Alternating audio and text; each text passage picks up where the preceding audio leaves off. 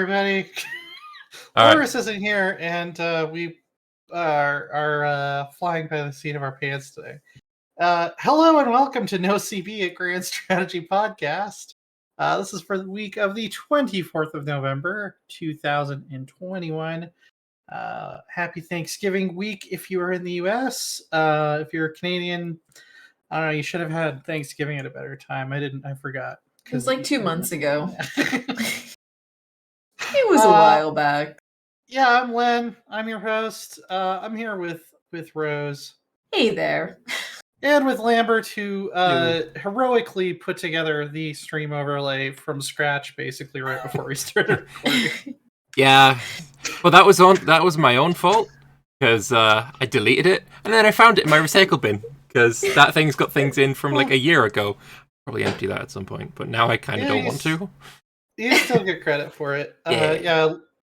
Loris won't be here this week. I think he said he had family in town or something. Dad's birthday. He fell down a black hole that is known as family. Yes. That's a very nice way to talk about family around the holidays. It's a black hole. No. There's a new sheep in town. And I can't be the only one who's gone to a few family gatherings where the best part is the alcohol that people brought. Oh yeah. And generally the best part, leaving. Some of my relatives are Baptists, so they don't even have alcohol. Oh God. Yeah, that's the end times. Yeah. So we have boats this week. We do. Hang on, that's my cue. Hang on, I got this. Yeah. Bodie McFace. Wait, I think we just had gunfire when it streams that. It's all right. It's all right. I've done that myself plenty of times. Lambert, what's the scoop on this week's Victoria 3 Dev Diary?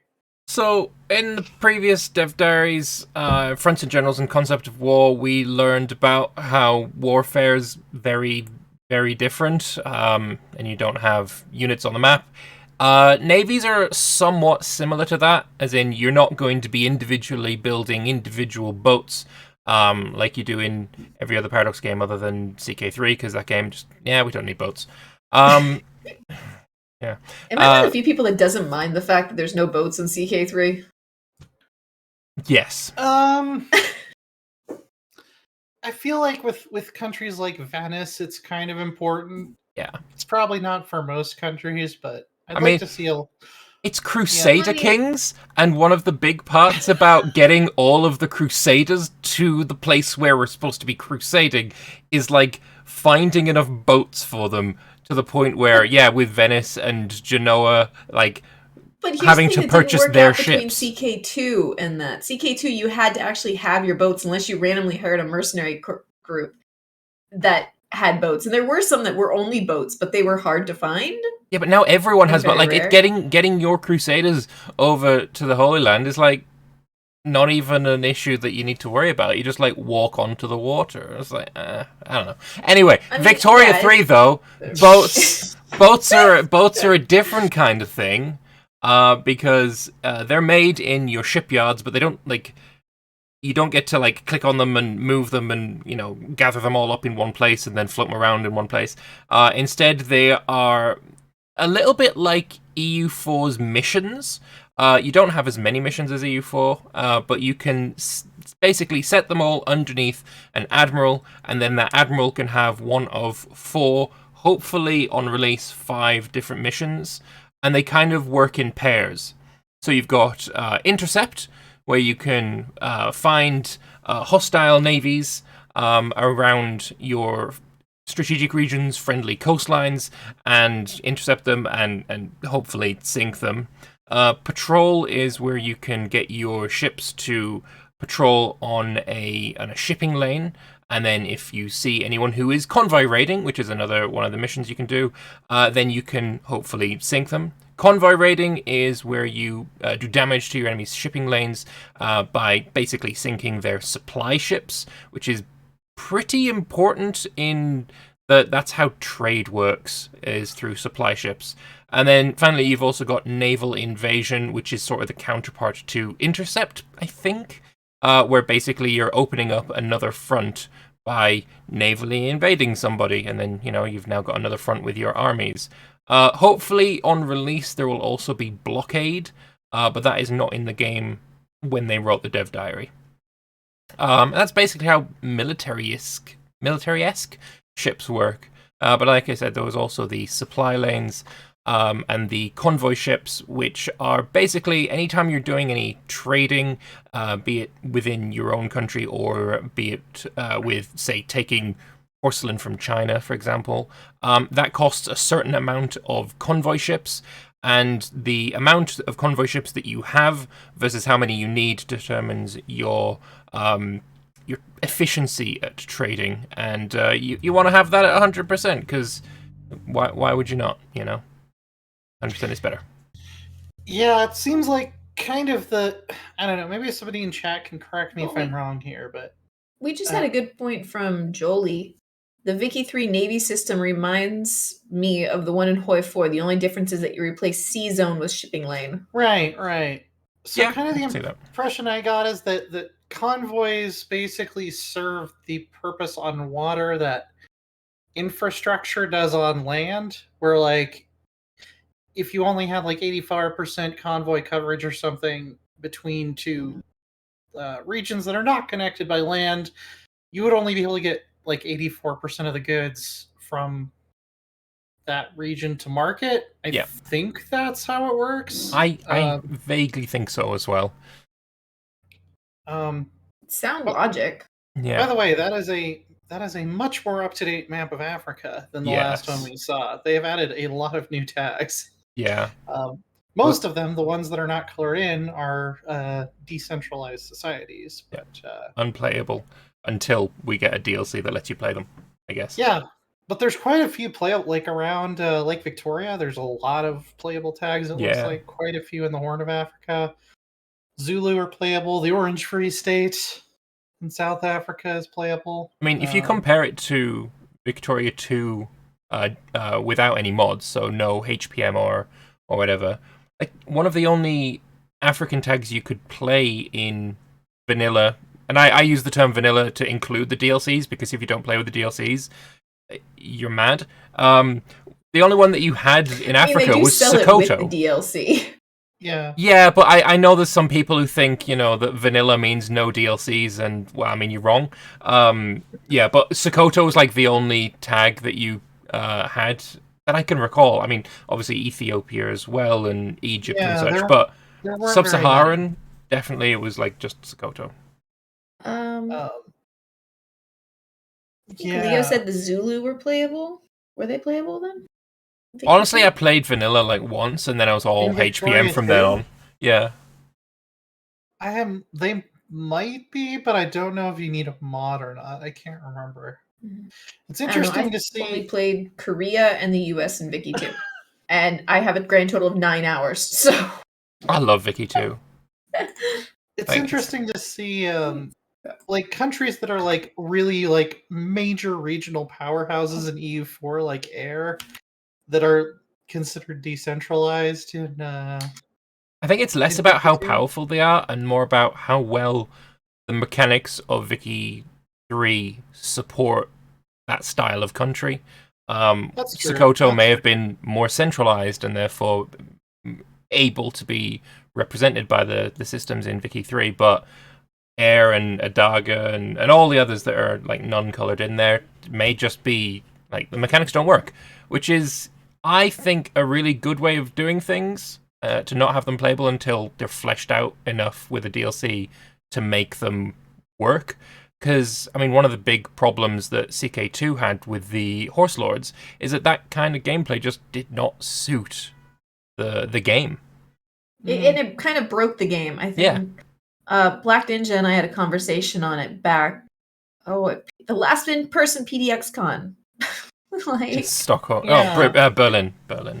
Yeah, Berlin. And just how it broke it, and that's one of the main reasons that nomads were not something they were even thinking about putting in CK3 to start with. Though, if they do add them in CK3, the fact that the baronies are all visible on the map makes it much easier and a sounder foundation of building nomads into the game. Yeah. I also think I think I might have talked about this last week, that it's sort of the same way for me with some of the new West African missions in EU4, where they're trying to like model a decentralized group of culturally related kings using government reforms and estate privileges, and it feels very Horse Lords to me. It feels very like we're trying to make this game do something it wasn't designed to do. Yeah, that's fair. So, yeah. This also, I have to say, the screenshots in this diary are like the first time I've thought Victoria 3 looks maybe as good as Imperator, like with the new water and the new textures and stuff. I would say on the waterfront, water in Vicky 3 is very much ahead of Imperator. I'm still not sold on the clouds, but at the same time, I haven't. Things moving like videos. Yeah. I need to see the clouds in motion, because right now the clouds, like in this screenshot that I'm showing on stream, I don't like the way the clouds look, like at all. But if they're in motion and they're not just static, they may be completely, fine. But yeah, the water looks like as good as water in a Paradox game has ever looked. And I'm coming around to the land as well. Yeah. It's come a long way since the first like close-up screenshots we saw, where I was like, this is not that great looking. And now it's starting to look a lot more polished. Didn't we have a close-up of Hawaii that y'all were talking about? That was That was from my teaser. Last week, or that was either last week or 2 weeks ago. This week it was New York that we got to see. New York. You know, I haven't been into the actual like city part of New York since before I knew I was pregnant with the Rosebud. I was pregnant with him at the time, but I didn't realize it. Well, there has been a global pandemic, so it's probably good that you haven't been in one of the largest cities in the world. True. This does look kind of awkward, just because the zoom level of the game makes it like. And you can't really see Manhattan. It's just kind of this blob of Long Island with a bunch of buildings. Yeah, and Long Island ain't touching. No, I've walked across the Brooklyn Bridge. It ain't touching. I've driven across whatever the other one is that you come from the north to get to LaGuardia and JFK. Like, no. I mean, it's still a work in progress, but yeah, the land, the roads, the lighting, and the water look really good, but that does not look like New York City to me. What I will say for the screenshots that we see here is, you've got, at the same time, you've got blurring going on like in the background, but also lots of blurring going on in the foreground. It's like, where's the focal length and why is it so small? Like, why is the focal length like just this tiny little bit in the middle of the screen? Like, just give a little bit more focal length. Come on. I think they're doing they might be trying to do like a depth of field thing, almost like City Skylines, to make it look like a miniature. I hope that's in the options. Depth of field is. I bet you can turn it off. Hate. Absolute hate. I have decent well, actually, no, I'm pretty bad eyeballs, but they're better than that. Yeah. I think it bothers me the most that Long Island isn't an island. Yeah. And the Hudson River is huge.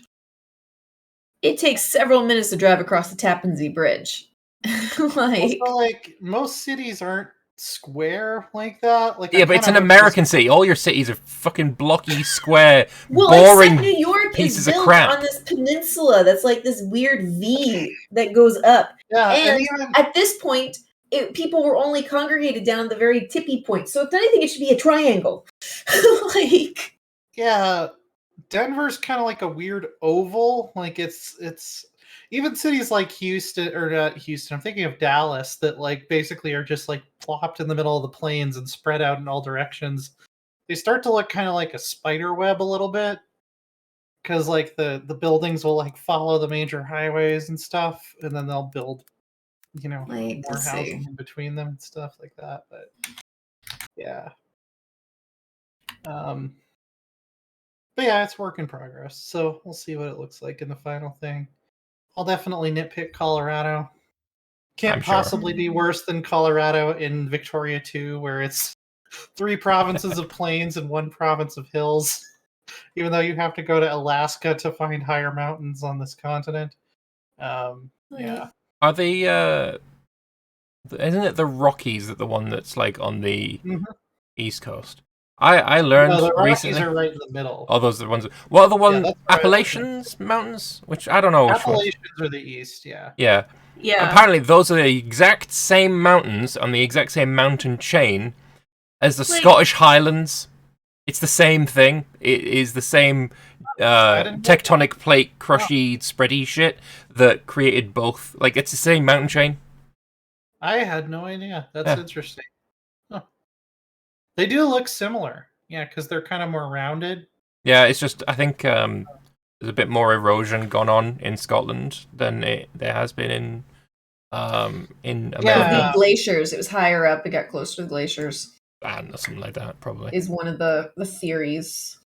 That makes sense. Yeah, because I learned that pretty recently, and I was like, oh yeah, cool. All right, let's see how this shows up. Rather than you show it.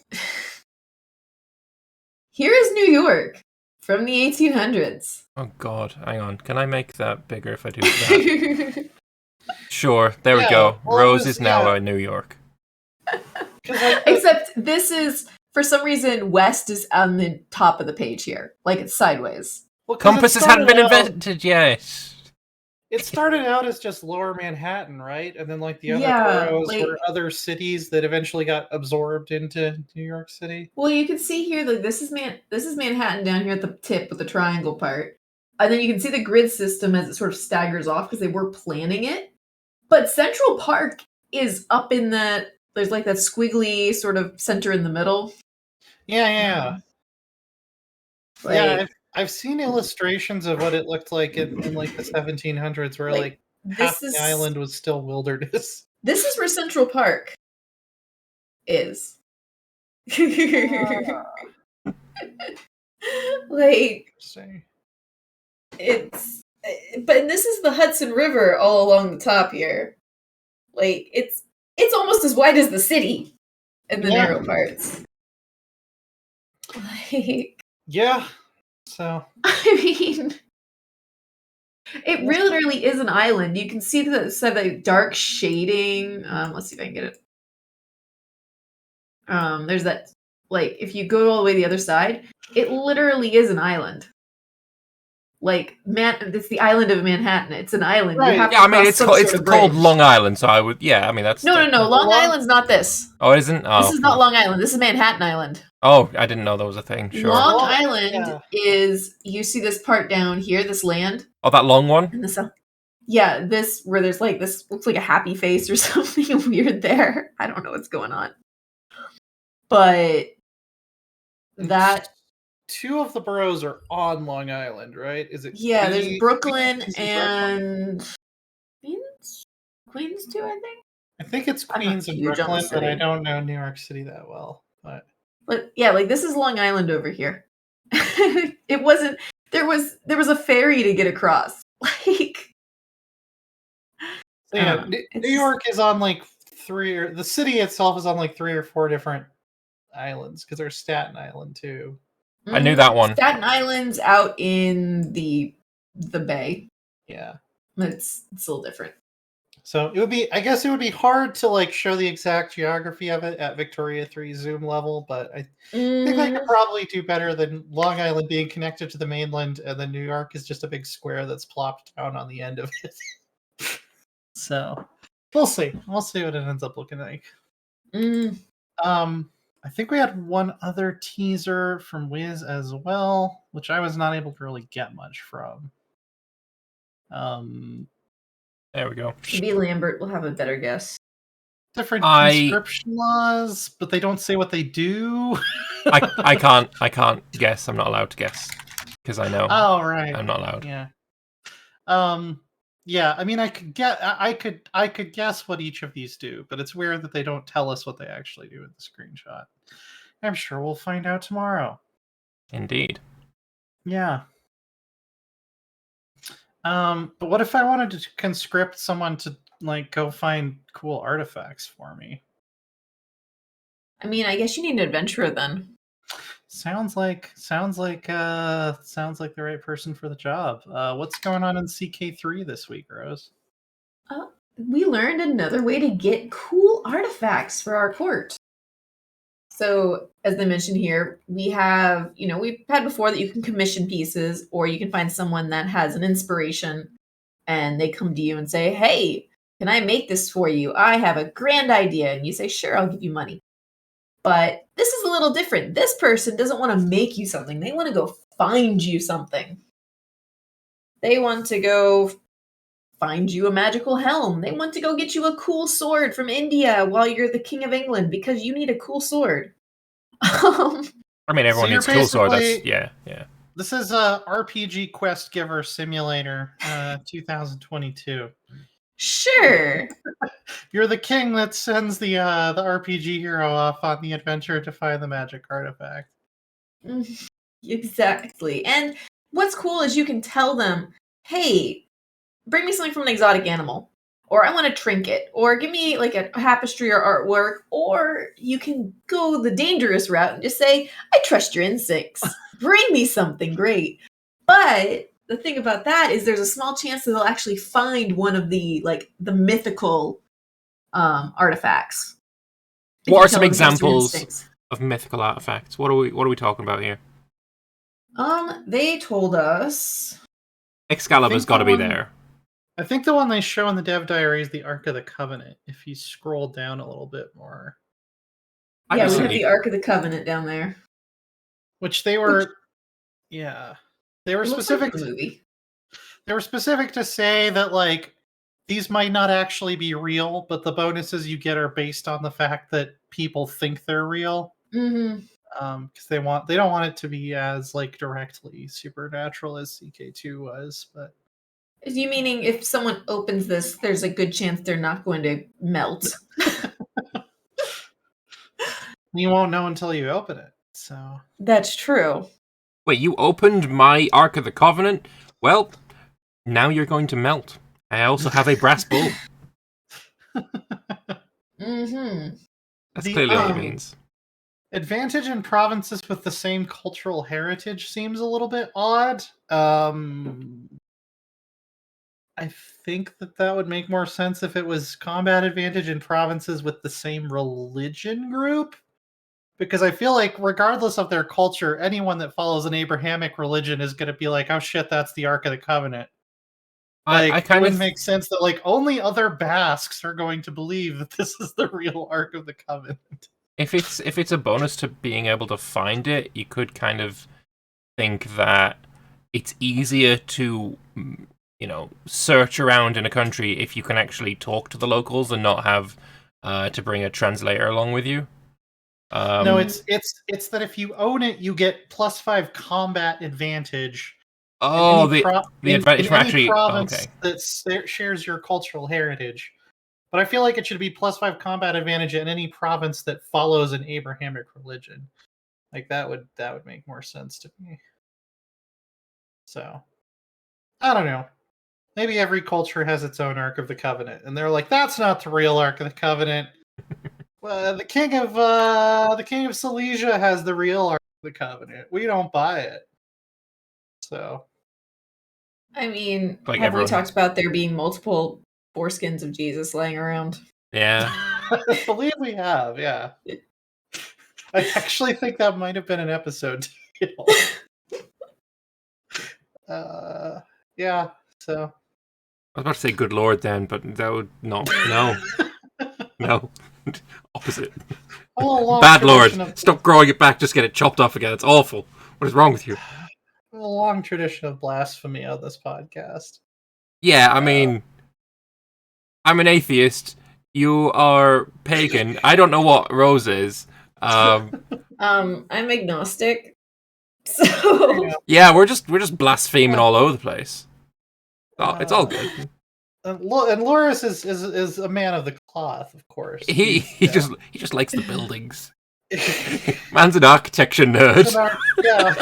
architecture nerd is his religion. Yeah. Yeah. Sure, let's go with that.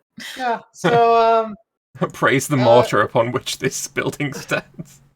the other big thing we got is they finally announced a release date for Royal Court. Right. Yeah. And when is that? It's the 8th of February of 2022, which is about a year from when Northern Lords came out. Didn't Northern Lords also come in February? I believe so, yeah. Around that time. Look that up. Northern Lords, yeah, it came out beginning of March, I think.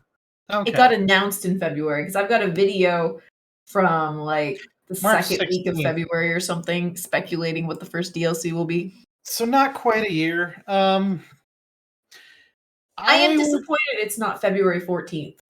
I've heard some people saying they should have just delayed it to Valentine's Day so it could hit the anniversary. Mm-hmm. Isn't it that they always like to have it on a certain day of the week, though? Like, it's I think so. a standard They thing. almost all release on Tuesdays, except they released Aquatics for Stellaris on a Monday, so that it didn't release the same day as No Step Back, maybe to see if that would affect the sales at all. The 8th is a Tuesday. Mm-hmm. Even though, I think... I mean, they could have just done the Monday of the next week and had it be the 14th, but they've done Monday before. Yeah. I would be surprised if this is the default pace of expansions. I know CK3 expansions probably take longer to make than any other expansion. Well, maybe especially all the 3D models now. Right. Like Stellaris has a lot of art for the ship sets and stuff, but I still think CK3 probably requires the most work, especially all this throne room stuff that's a lot of art. I know they've grown the team recently, and there's still work from home and pandemic stuff going on. I'd be surprised if CK3 ends up only getting one expansion a year going forward, though. I feel like they're probably working on the next expansion already at this point. If they have expanded the team. Well, it's going to be a flavor pack. Like, I wouldn't be surprised if we see it like a few months after. I would not be surprised if we saw it before their summer break. Yeah, because what did the Royal Editions say? Was it 2 flavor packs and 1 large expansion that you got if you bought the Royal Edition? I don't know because I don't know what they gave me. Yeah. I think it was the first. I think it said you get the first 3 expansions, and it was like 1 large expansion and 2 flavor packs. So we know they're going to kind of alternate between that. I honestly wouldn't mind if they did something like Stellaris as well, where they have big expansions, flavor packs focused on specific cultures, and then like story packs like Stellaris has. That would be kind of cool. Mm-hmm. Well, and it allows people to pick and choose, like if you only want the big ones. Right. Oh, and Northern Lords is 20% off if anyone wants it. It's $5.59 in US dollars. I have no idea what it is in other countries, but yeah, because a lot of Crusader Kings 3 kind of lives and dies based on content, and when game designers and programmers are working on the next big expansion, it's not like the content designers can switch over and just like make the expansion come out faster. So if they release smaller content packs in between, I think that's kind of why Paradox is doing it that way. So they also have the expansion pass, which it looks like everything's covered in there. Yeah, everything that we know so far. It just says Fashion of the Acid Court, Royal Court, Northern Lords, and Flavor Pack 2. Yeah, that's what KZ Guy's saying, that he has Flavor Pack 2 in his CK3 DLC list. So yeah. Yeah, so currently there's only Northern Lords and Royal Court. Yeah, I was thinking about it earlier today too, and I think one of the reasons CK3 doesn't have as many concurrent players as some of the other PDS games is like a lot of the bigger mods aren't in like a really playable state yet. Yeah. Like Elder Kings has not like really released like a good like finished feeling version. After the End, we're still waiting on Geheimnisnacht. Geheimnisnacht for sure. There is the vampire one, which is pretty solid, but I think I think a lot of CK3's concurrent player numbers have to do with, one, the fact that expansions are coming out much slower than we originally expected, and two, the fact that some of the bigger mods haven't moved over yet. So, and also CK3 is 20% off right now. I think another part of it is $2. Sorry. Another part of it might be that the DLC that we're getting now, Royal Court, it doesn't directly look at a certain area and make that certain area more individual and unique from the rest of the world. Northerlords did a decent job of kind of differentiating the playstyle of, the North and the Rus. But Royal Court's not really doing that. And I think one of, at least for me, the reason that I've not really gone back and played much more of CK3 after I had my initial, this game is amazing, is because everyone kind of plays the same, and everything kind of felt a bit samey. So having some flavor DLCs instead of just like the mechanical DLCs would be really appreciated. I want the French to play different to the Italians and Spanish, and it's like more differentiation would be really solid. I agree. I think the custom culture stuff will probably help with that to some extent, but yeah, I would especially love to see region specific mechanics and events that I'm not gonna see if I'm playing in a different part of the world. So yeah, February 8th. I'm looking forward to that. For sure. I think I've definitely had the itch to play some CK3 recently and got hit with the paradox where it was like, oh man, but wouldn't it be cool if I could settle in India and form a hybrid culture with my Vikings? It's like, yeah, I'm just gonna wait for Royal Court. So I think that's a problem for a lot of us. Yeah, for sure. So, but what you don't, there's no such problem with Paradox with Hearts of Iron, because the fucking DLC's out, innit? There we go. Boom, done, nailed it. Good job. Yeah. I'm sure Loris and I will have more to say about this, because I know you guys don't play much or any Hearts of Iron. So next time he's on, we'll have a more in-depth discussion on it. But No Step Back is out. This patch is great. I think it's the most Hearts of Iron 4 has changed since launch. It feels like it should probably be called 4.0. The only other thing that's comparable is when they added fuel, probably. The new supply system is great. The war, every part of the war makes more sense now. It feels more authentic. Things that happened in history are way more likely to happen without having to add weird, nonsensical ways to force them to happen. I've actually seen Germany stall out on the edge of Stalingrad multiple times, which is kind of cool. I like managing all the logistics. The tank designer's cool. You could make ridiculous tanks. You can just make a tank that goes 1 mile an hour and is impenetrable and has 30 machine guns on it and a howitzer. It just destroys infantry in one shot. Is it efficient? No, but it's awesome, so I don't care. Actually, I don't think you can make tanks that go 1 mile an hour. I think the minimum is 4. It won't let you save the design if it's slower than 4. So you can't just make static defense tanks like I was hoping. I think 4 mile an hour is standard walking speed, right? Yeah, you can't make it slower than leg infantry, basically.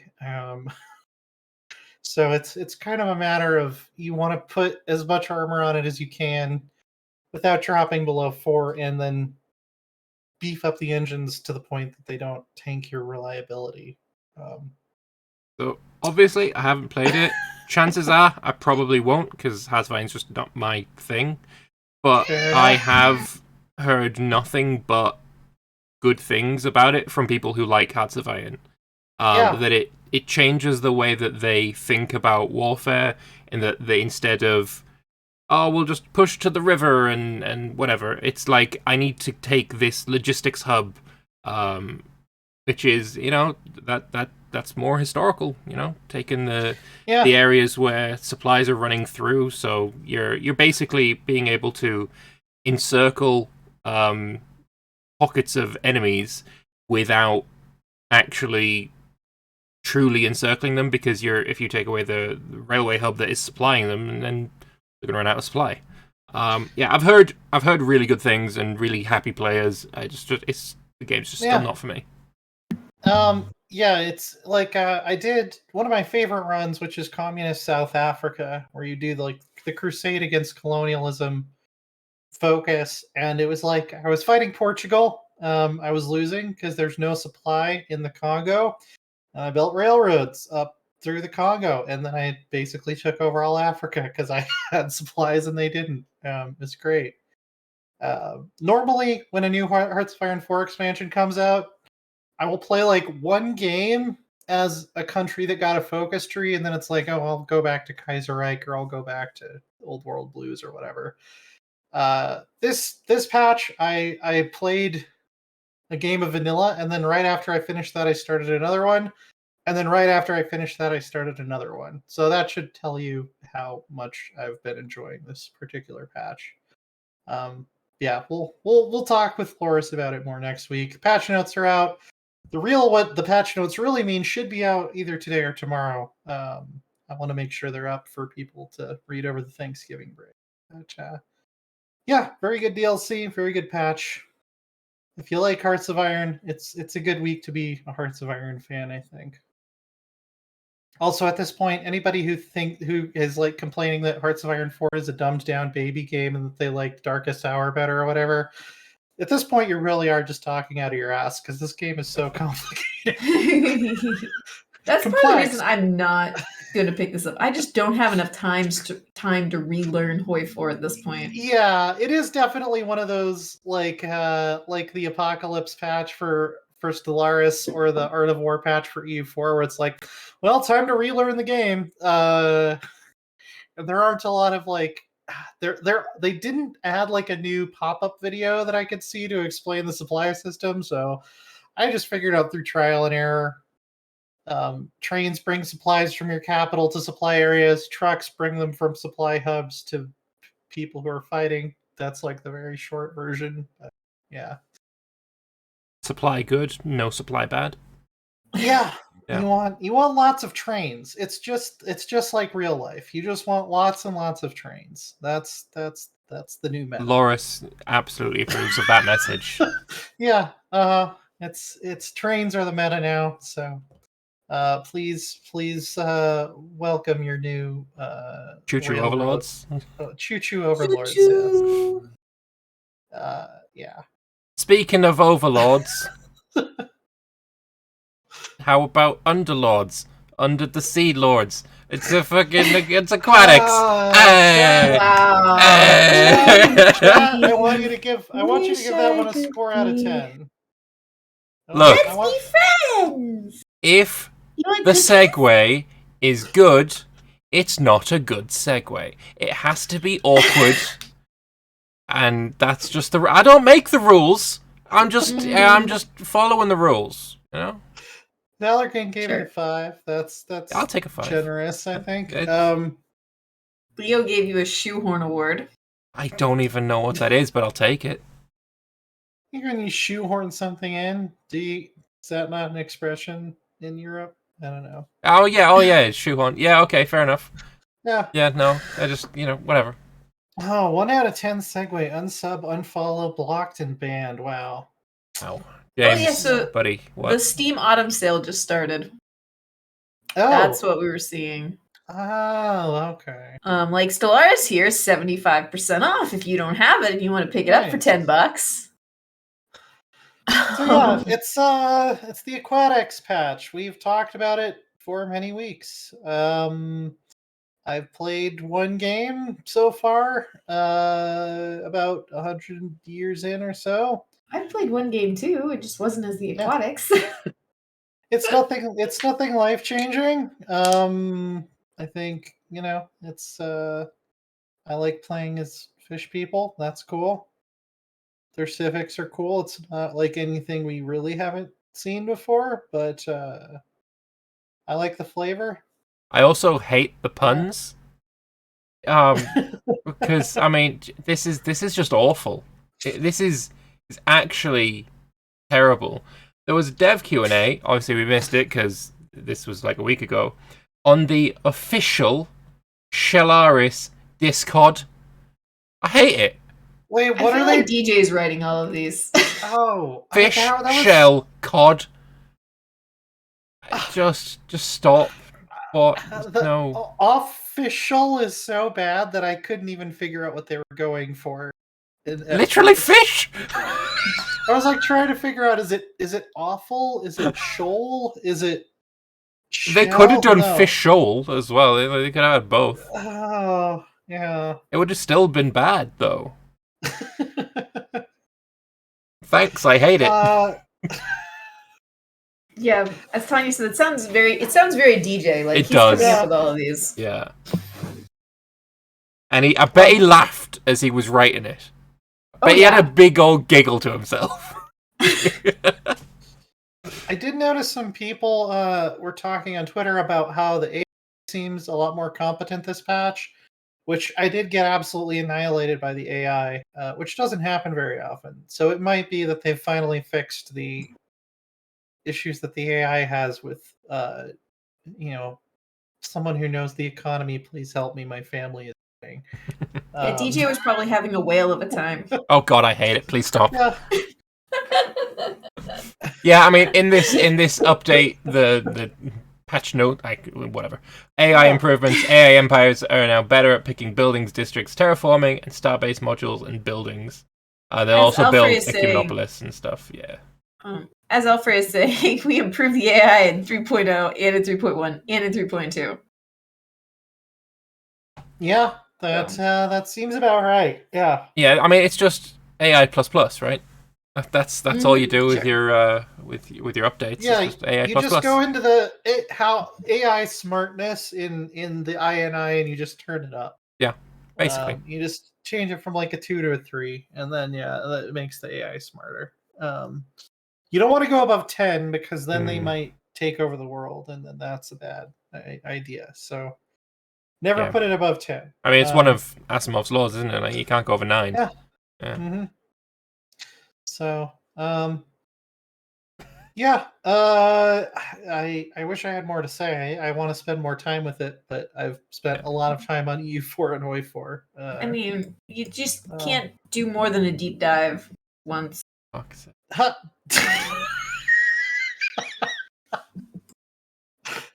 I'm gonna resign from this fucking podcast. I hate puns. I hate them so much. I hate them. Rose, where can people go if they want to see some gameplay with the Herbert patch? I've got VODs from the last 2 weeks, but I'll be playing some. There's on my channel on Twitch, Enigmatic Rose 4, where I promise I won't have very many bad puns, but I will have cookies. Gonna be our friend. And also, if you want to see me being a friendly alien with cookies, the Paradox channel on YouTube has the edited down versions from the streams from the last 2 weeks. And I believe I'm in 3 of those episodes. I think I'm in 3 before I met, spoiler alert, my untimely demise being backstabbed by a friend. Oh no. It was very sad. Kazi Guy needs to be timed out in the chat. He says, I feel like your impression as TLC is pretty shallow. Really gotta submerge yourself in all of its improvements and additions. You've killed Lambert. Lambert is done. Hate it. Absolute loathing. That's it. Bye. Lambert, where are you gonna disappear to that people can find you later? Well, recently I've had more water puns. I can't, please. I have been doing quite a lot of Victoria 3 videos recently. I also started playing the new Invictus patch for Imperator Rome, which has been pretty damn good. I'm playing a Judea campaign there. And also, I think only a couple of days ago, I announced that I'm going to be doing another run with Anbenar, but doing a multiplayer game. So if you're interested in playing some multiplayer Anbenar, head over to my Discord and have a look there, because I'm looking forward to that. It should be a good time. Nice. And how about yourself? I don't know if I have anything new and exciting since last week. I might try to do some streaming over the break. By the way, I think the 15th of December is going to be our last show of 2021. So we'll go on a little bit of a holiday break ourselves after that. So we'll get one episode to talk about the E4 LAN party. Yeah, it's just in time. Yeah, so I might try doing some streaming over the break. I have not streamed in like probably 6 months at this point. I think it's been that long. Lore Sworn Order is my channel. Yeah, nothing new and exciting on the journalism front.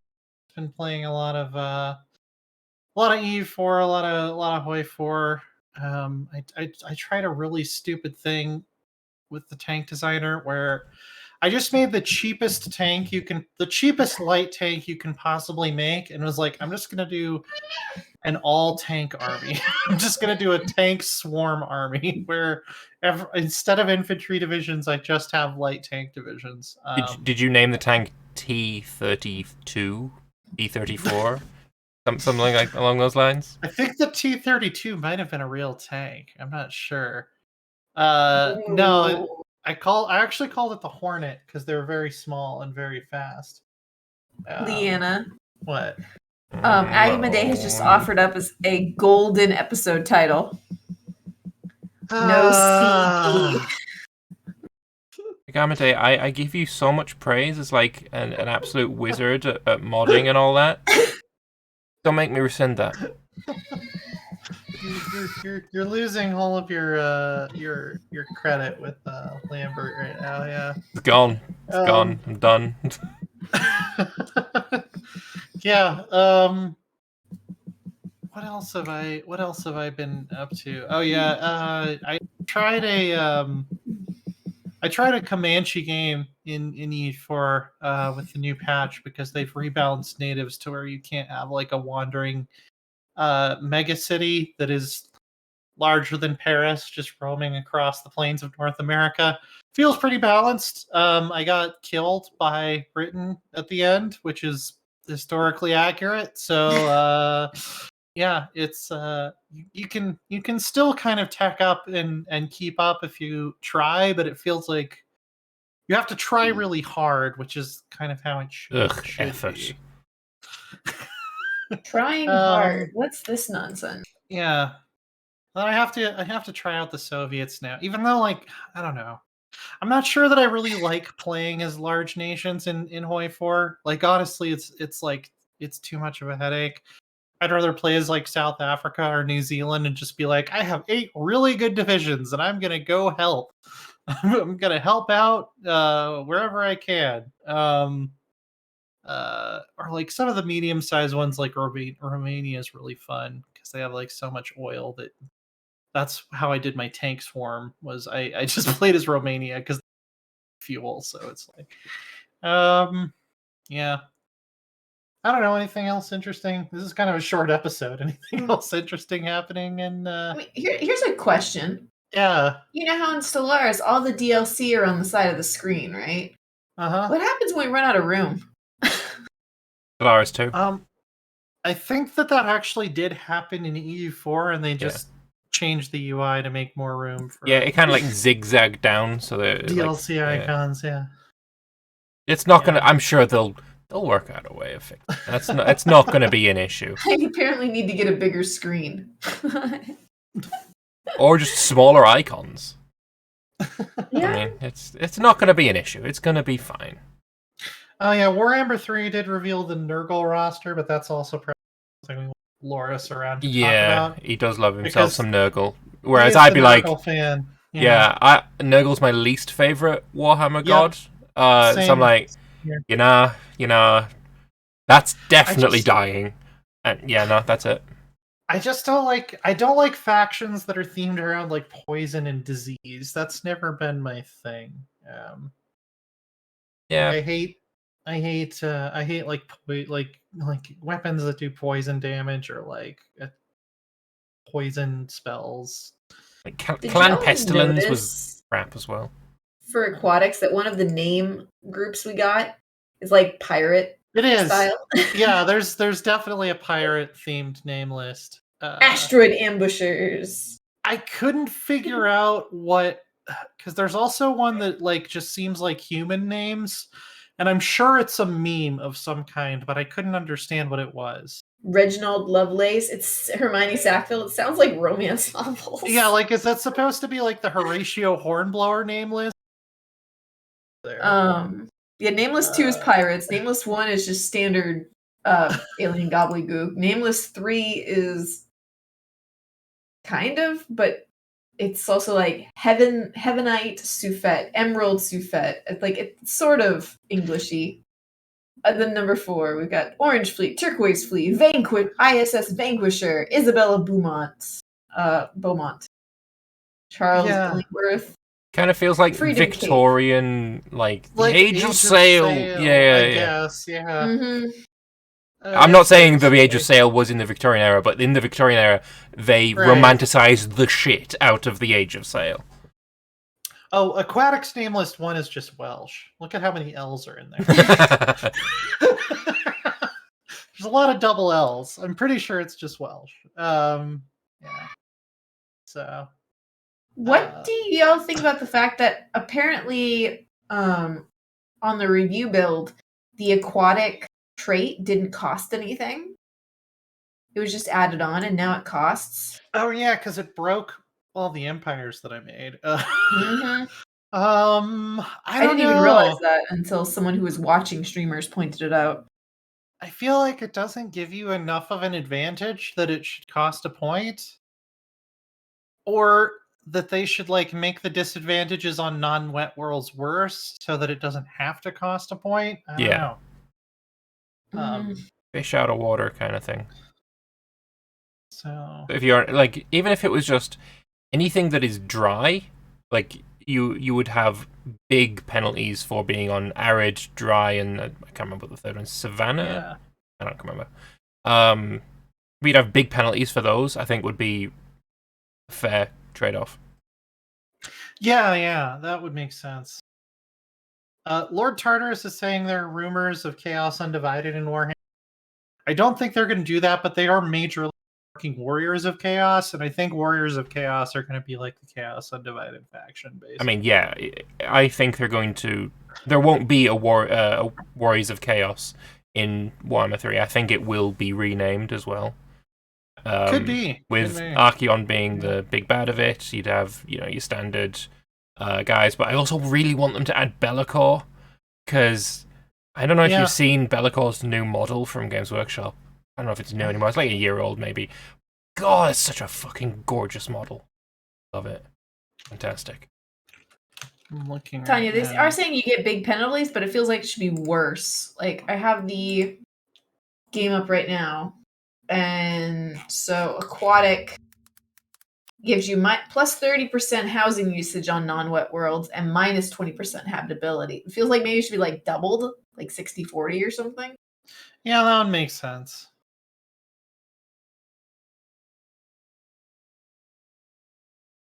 So, oh yeah, that is a really cool model. I'm temporarily going to turn you into Be'lakor because it's like the easiest image to edit. Embrace chaos. You are now an icon. Such a nice model. Oh god, no, it's gone. It's gone. Bye. No. Been purged. As soon as I start making it bigger, it just like fucks off the side of the screen. It's really annoying. I had the original Bellicor model, which also still really holds up, but the new one is just I really want to see that in the game, like so bad. It's so nice. That'd be cool, yeah. And that model is fucking huge as well, because like on the very bottom of the model, there's a dude at the bottom, and then this guy, he's huge. Love it. How do you feel about this? Might also be a question for Lawrence. How do you feel about the fact like Tzeentch gets like no units? Well, it's got the horrors, it's got the screamers. Yeah. They've got the disc things, which look really fun to use. It's kind of got. I mean, all on the tabletop, at least, like all of the model, all of the gods had like one. I say they had 2 units, basically, all of them. And I kind of feel that's kind of still the same thing. Nurgle got a big boost from Games Workshop recently, so maybe they're going to get some extra stuff, like they got the bloatflies and such. But yeah. I think what it's going to take is an update by Games Workshop to that faction. And that's what I wondered, yeah. Because Leanna went viral on Twitter. Oh yeah, just sharing Games Workshop's statement about how the Empire aren't the good guys and the Imperium aren't the good guys in 40k, and fascists can fuck off, basically. Yeah. I think that's either my first or second most viral tweet of all time.